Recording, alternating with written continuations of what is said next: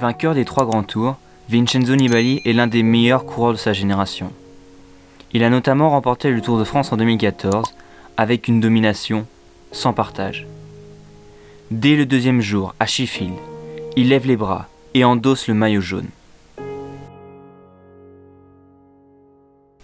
Un maillot jaune qu'il récupérera une semaine plus tard à la planche des Belles-Filles. Mais sur ce Tour de France, c'est aussi une victoire d'étape dans chaque massif. À Champs-Rousse, tout d'abord dans les Alpes, puis à Hautacam dans les Pyrénées.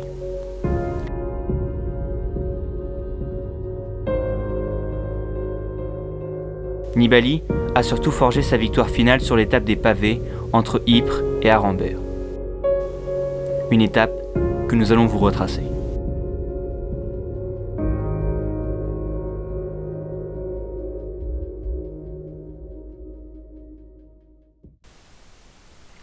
Des pavés, la pluie, le froid. Voilà ce qui attend les coureurs lors de cette 5e étape entre Ypres et Arambert, porte du Hainaut.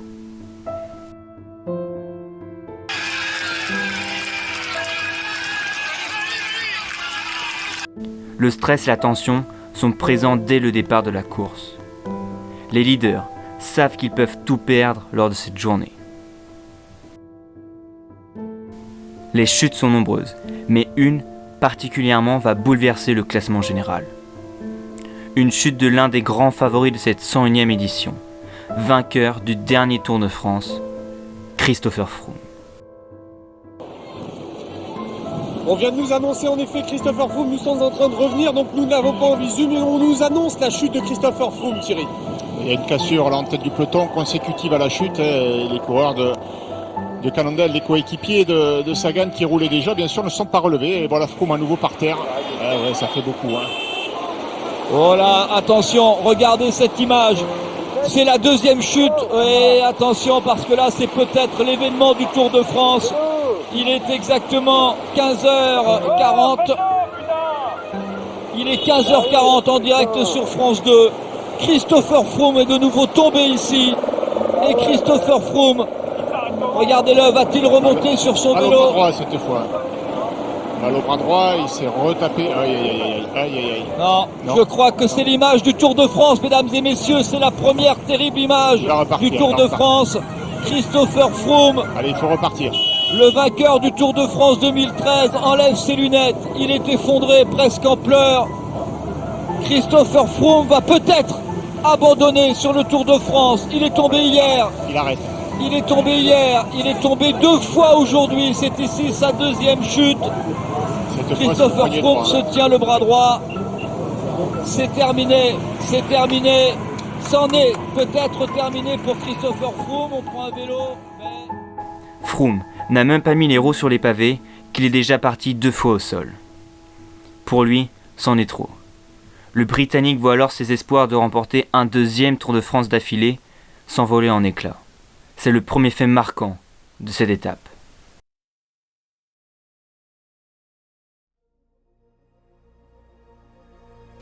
Les pavés, justement. Les coureurs entament le premier secteur sous une pluie diluvienne. Derrière, le peloton accélère. On cherche à mettre en difficulté le maillot jaune. Lui, qui n'a jamais roulé sur les pavés.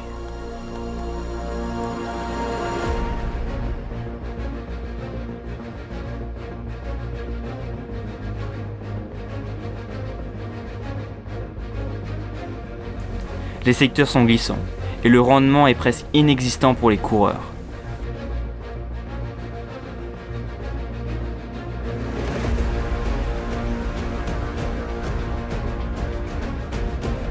L'allure en tête de peloton est impressionnante.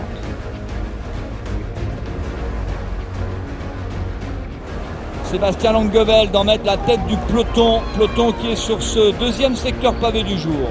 13 km au total quand on fait l'addition des secteurs pavés. Et Nibali en 5e position. Andrew Talansky de retour devant Vincenzo Nibali. Attention à ce virage, on a vu tout à l'heure, il faut être prudent.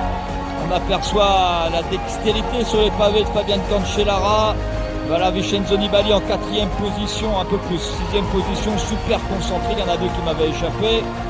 On aperçoit les maillots distinctifs, Romain Bardet, Cyril Lemoine très bien, il est là, Romain Bardet ici. Ce virage est vraiment particulièrement compliqué pour certains.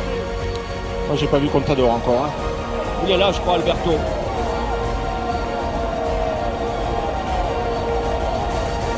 Il est là, Alberto Contador. Il est loin. Oui, il est loin, mais il est prudent dans ce virage. Le voici en gros plan, Alberto Contador. Il est loin de Vincenzo Nibali. On imaginait aujourd'hui que ce serait compliqué pour celui qui n'a pas reconnu les pavés. Pour un Vincenzo Nibali qui n'a jamais fait Paris-Roubaix, qui ne connaît pas les pavés. Et bien l'écart est important parce qu'on n'a toujours pas vu arriver Alberto Contador. Il n'est toujours pas là. Non, on l'attend toujours. Et des coureurs, des coéquipiers là qui attendent Alberto Contador. Il n'est toujours pas là. Oh, l'écart est important. Oui, il y a une bonne trentaine de secondes. Le voilà qui arrive. Il y a une bonne trentaine de secondes et surtout il reste beaucoup de pavés encore. C'est surtout préoccupant pour ça parce que Alberto Contador, 30 secondes attendues, va pouvoir certainement revenir. Mais il va falloir pour cela mettre à contribution ses hommes, faire un gros effort. Mais il reste beaucoup de secteurs pavés. Encore 5. Le pistolero Alberto Contador, l'autre grandissime favori pour le classement général, est distancé, totalement tétanisé par le risque de chute qui existe sur le pavé.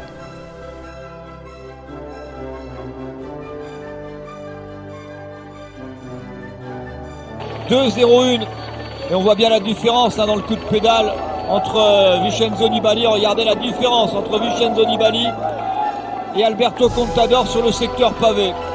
Là, on a vraiment l'impression que ce groupe-là, c'est une image de Paris-Roubaix. Oui, c'est vrai.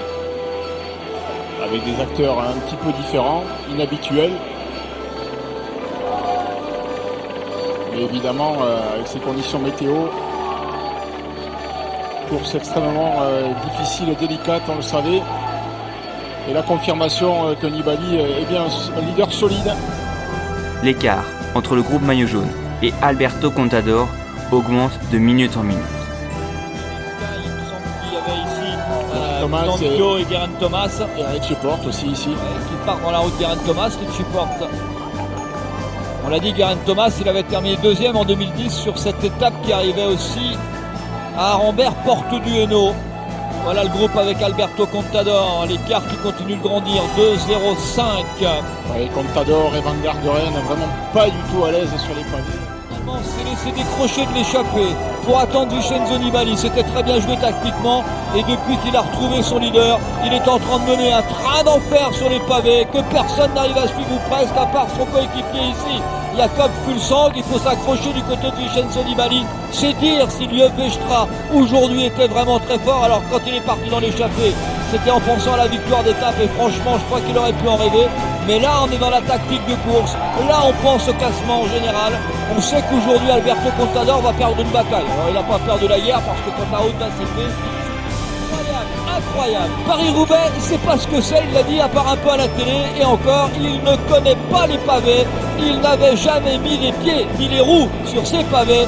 Eh bien regardez-le, il est dans la route, ses deux coéquipiers, Jakob Fuglsang, Lieu Vestra.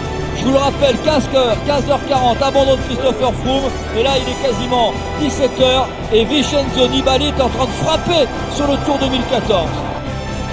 Thibaut Pinot, Alejandro Valverde ou encore Romain Bardet sont également présents dans le groupe d'Alberto Contador, pointé à plus d'1 minute 30 de Vincenzo Nibali. Le requin de Messine survole les pavés, impressionnant tout le monde et forgeant une avance colossale pour le classement général. Arsebom qui s'en va peut-être vers une victoire d'étape, 6 km encore, l'accélération sur le dernier secteur pavé, 1600 mètres. Alors que Lars Boom sort du groupe maillot jaune et file vers la victoire, Contador voit son retard augmenter sur le maillot jaune. La flamme rouge, le dernier kilomètre, Lars Boom à 1 km de la victoire sur cette 5e étape. On a eu une victoire italienne, on a eu 3 victoires allemandes avec le même homme. Le partenariat normalement devrait s'arrêter à la fin de l'année pour l'équipe néerlandaise. C'est donc une victoire importante pour l'ancien champion des Pays-Bas qui a le temps de savourer, d'apprécier, qui lève les bras. 43e victoire pour Lars Boom depuis le début de sa carrière, mais l'événement il est là, l'événement il est ici. Jakob Fuglsang emmène dans sa roue Vincenzo Nibali. Quelle étape de folie. Et le grand vainqueur du jour, c'est presque lui, il est troisième. Vincenzo Nibali passe la ligne ici avec le maillot jaune sur les épaules. Il conforte sa première place. Il a battu les plus grands spécialistes comme Fabian Cancellara, comme Peter Sagan. L'équipe top à 1,50 de Nibali. Geraint Thomas maintenant qui a fait tout le travail pour Richie Porte. Et voilà un groupe qui arrive avec Romain Bardet, je pense. Avec Thibaut Pinot, Romain Bardet. Et Contador qui est au fond là-bas, il a perdu du temps sur les autres. Thibaut Pinot et Romain Bardet, 2,07 de retard sur Vincenzo Nibali. Contador qui finit cette étape vraiment sur la corde raide. Là. Le voilà Alberto Contador, on sera au-delà des 2 minutes 30. Avec TJ Van Garderen. Van Garderen, Contador, grand battu du jour, très grand battu du jour, parce que l'écart est beaucoup plus important qu'on pouvait l'imaginer. Ils ne sont pas encore arrivés. Il est là, Alberto Contador, marqué.